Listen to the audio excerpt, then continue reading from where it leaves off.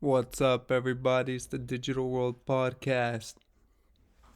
And I did a video, maybe I've done several videos on this, about the, the powers that be wanting to control the weather.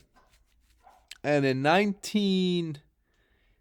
want to say it was in the 90s, they wanted permission to be able to do that by the year 2025. And I saw this clip and I wanted to show you guys because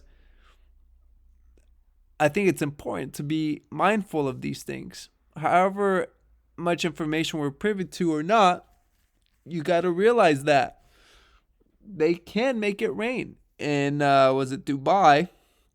When it was really hot last summer, they made it rain. And not just a little drizzle, it was pouring rain. So the fact that they can make it rain in Dubai, where there's literally just desert, should tell you, hey, they've got some technology at the tip of their fingers to utilize. So hopefully you guys can hear this, but check this out.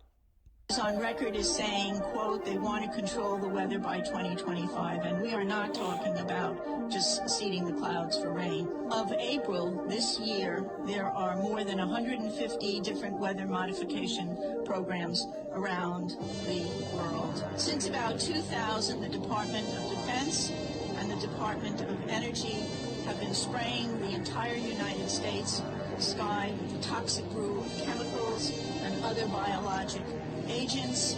Military and some commercial jets have been fitted with huge barrels of at least 49 different kinds of documented chemical poisons. Among other documented ingredients in this toxic man-made clouds are pathogenic molds, fungi, weaponized viruses, and made in some places like the secret site at Fort Detrick, Maryland, which is supposed to be a cancer site. But there are a number of scholars and professors tracking this that have big questions about this. Barium and nanoaluminum particles. What do these do to the human body? Barium is an alkaline earth mineral. It was discovered in 1774. At low doses, it can act as a muscle stimulant. At high doses, it detrimentally affects the heart and the nervous system. Barium is toxic to all mammals, and that means not just humans. Aluminum, which is the most abundant metal in the Earth's crust, is known to diminish kidney function and destroy brain cells and cognitive function. Just think about it. Just between the aluminum and the mercury that we're breathing all the time, we've got already a serious issue about brain function and cognitive function. Okay. And a lot of people will call this conspiracy and disregard it. But folks, anything and everything is at play in this current climate of affairs. So pay attention.